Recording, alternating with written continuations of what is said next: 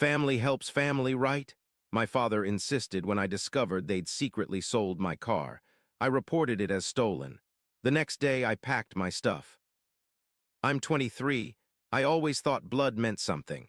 That family would have your back when no one else would. That's what my parents drilled into me since I was old enough to understand words. But that was before they sold my car. My phone buzzed at 6 a.m. on a Tuesday. I was 3 weeks into my internship in Chicago, 1,000 miles from home. The screen showed my neighbor's name. She never called. Never. My heart lurched as I answered. The neighbor's voice came through, tight with concern. She'd seen someone drive away my car yesterday. She thought I should know. My throat went dry. My 2015 Honda Civic, the one I'd saved for since I was 16. The one I'd bought with my own money after 3 summers of mowing lawns and 2 years working nights at the grocery store. The car I'd left safely parked in my parents' driveway because they promised to keep an eye on it. I asked if she was certain it was mine. The blue one with the dent in the back bumper. Yes, she was sure. I called my parents immediately. No answer. I texted. Nothing. The knot in my stomach tightened. 3 hours later, my dad finally called back. His voice casual, too casual, as if he didn't know why I was calling. As if he hadn't been avoiding me. I told him about our neighbor's call, about my missing car. A pause, too long. My father cleared his throat. He said they were going to tell me this weekend. Andy needed some help. Andy, my brother, the family favorite, always in debt, always with a new scheme, always being bailaid out by my parents while I worked for everything I had. What does Andy have to do with my car? He was in a tight spot, owed some money to some people, bad people, Nick. We had to help him out. My chest tightened. I already knew where this was going. So you gave him my car? Not exactly. Well, we sold it to help him cover what he owed. I couldn't believe they'd sold my car without asking me. Dad's voice hardened. It was an emergency, Nick. These people were threatening him. What were we supposed to do? Not sell something that wasn't theirs to sell, I thought. The words came out harsher than I'd intended. Dad's tone changed immediately. Don't raise your voice at me, young man. Family looks out for family. Andy would do the same for you. He's your brother. I laughed, a hollow, bitter sound. No, Andy wouldn't, and it wasn't their decision to make. Dad promised they'd make it up to me once things settled down. I asked how much they'd gotten for it. Another pause, 4,000. Less than half what it was worth. My hands trembled with rage. I asked who bought it and where the money was. Dad admitted they'd given it to Andy to pay off his debt. Of course they had. My car was gone and I didn't even have the money from its sale. Just the knowledge that my cousin's problems were temporarily solved until his next crisis. I told Dad I was coming home that weekend. We were going to fix this. I hung up before he could respond. The next 3 days crawled by. I couldn't focus on work, couldn't sleep, couldn't eat. Every time I closed my eyes, I saw my car driving away without me, my freedom vanishing in a cloud of exhaust. I kept checking my bank account, as if the numbers might magically increase, as if my parents might have deposited the money they owed me. Nothing changed. The balance remained painfully inadequate to replace what I'd lost. My supervisor noticed my distraction, asked if everything was okay. I mumbled something about family issues and promised to catch up on my work over the weekend. Another lie in a growing pile. I wouldn't be catching up on anything except the betrayal waiting for me back home. Friday night, I took a bus home, 10 hours of seething rage and betrayal. By the time I walked through my parents' front door, I was a hurricane in human form. My mother rushed to hug me. I stepped back, asked where Dad was.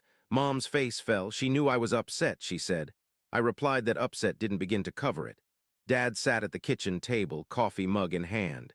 He looked smaller somehow.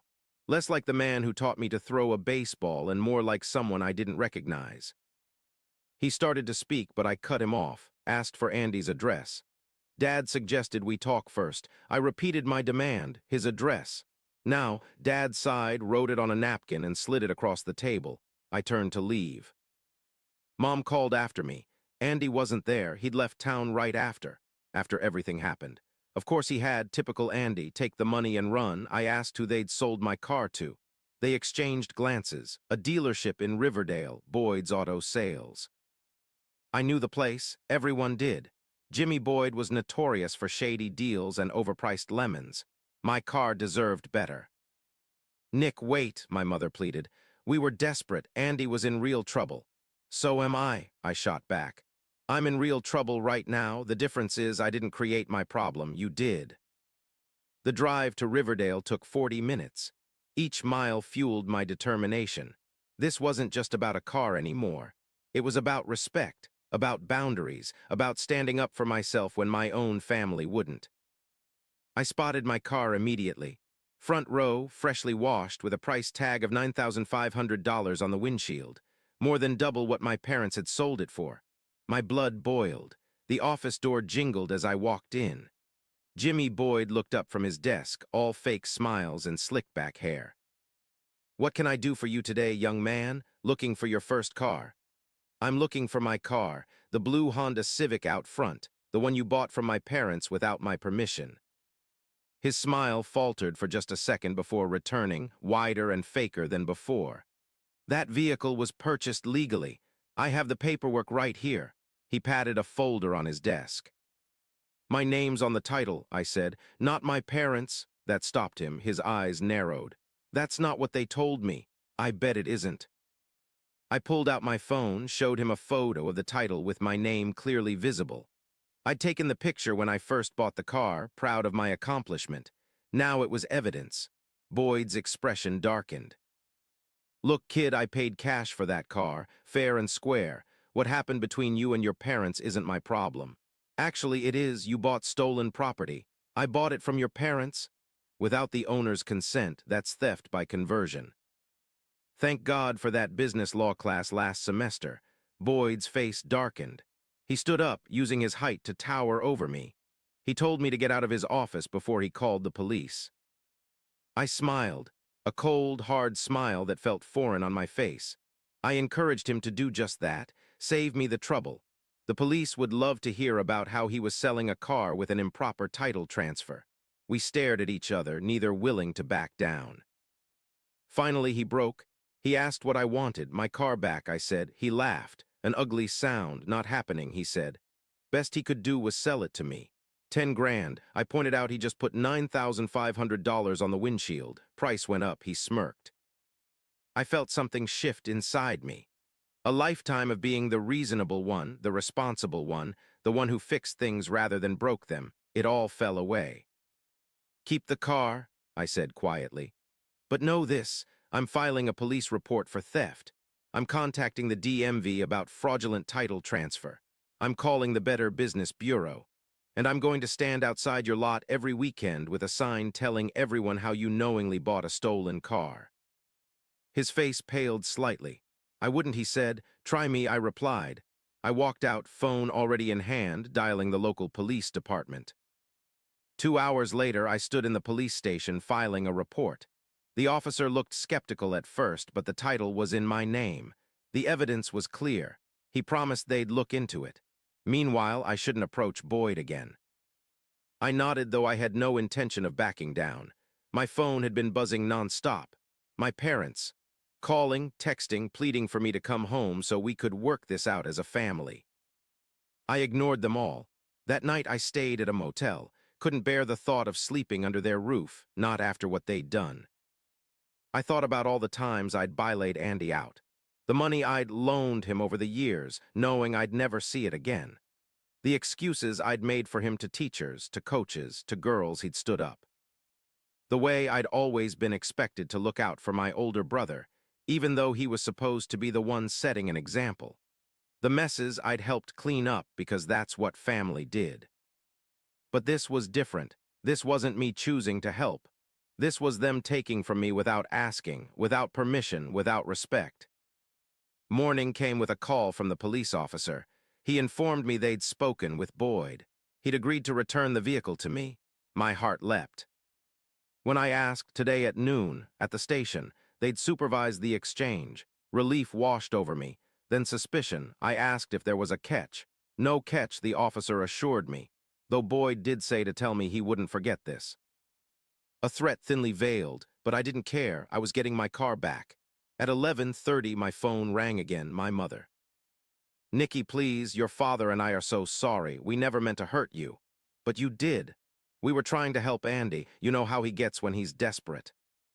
And what about me? Didn't I deserve your help too? Of course you do, but you're strong, Nick. You've always been the strong one, the responsible one. We knew you'd be okay. And there it was, the truth I'd always suspected but never wanted to face. To my family, my reliability was a weakness to be exploited, not a strength to be respected. I have to go, I said. Wait, your father talked to Andy. He's going to pay you back every penny. I almost laughed. No, he won't, and you know it. At noon, I stood in the police station watching Jimmy Boyd hand over my keys.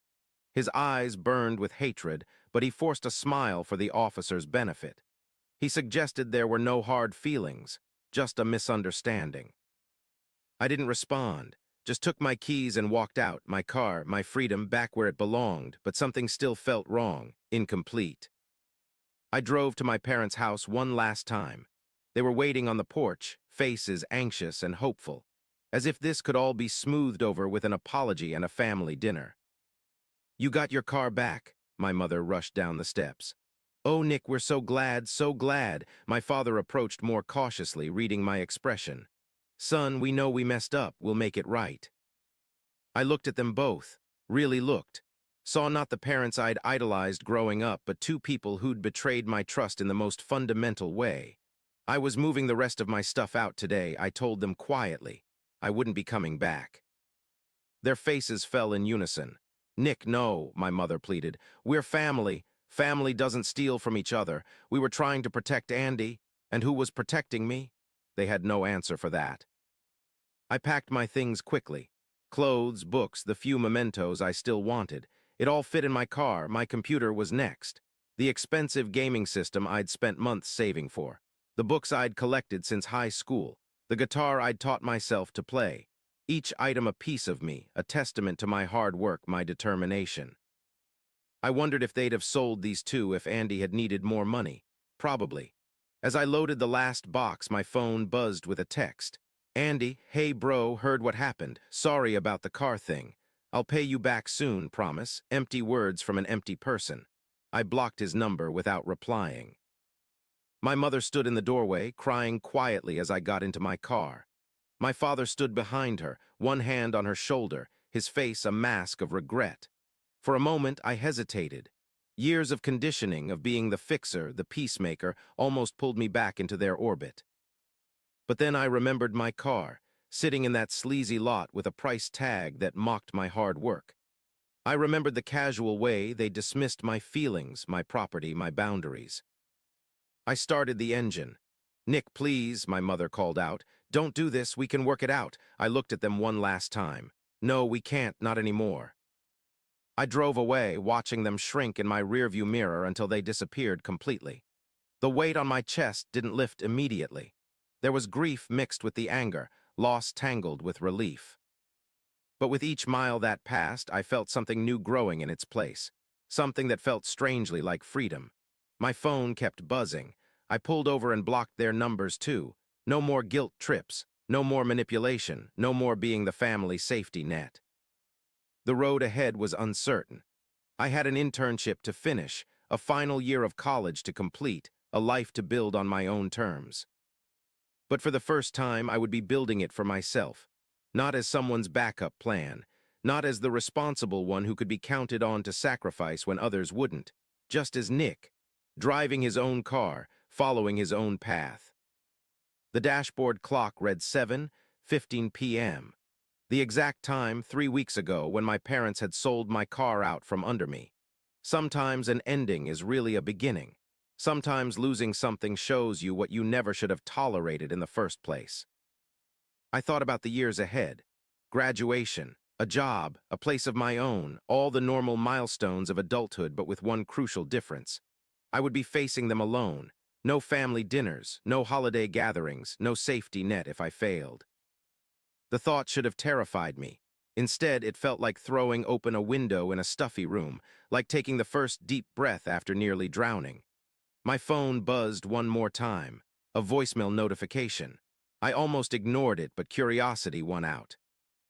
It was Andy, slurring his words slightly, probably drunk. Again, heard you got the car back, he said. That's cool, man, really cool.